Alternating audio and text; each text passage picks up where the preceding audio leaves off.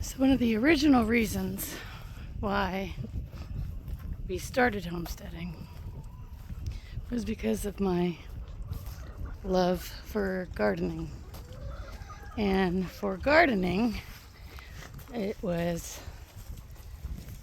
buying, this is Virginia Beach, buying plants and compost and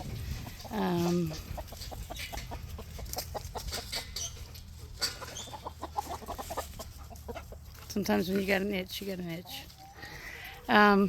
Compost and gardening beds, and so then I started with the idea of having chickens. There. Because you could take their manure and put it into compost. Hey, stop! So 12 years later, this is the compost bin from the about 30 chickens.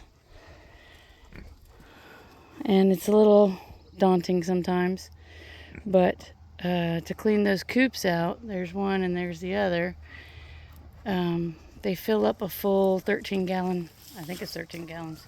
That trash can gets full in a week. Halfway full in a week, full in 2 weeks, but I try to do it every week. So you can't have that much. If it sounds like a horror movie, that's why. Along with this guy. Stop chasing the chickens. Winnie.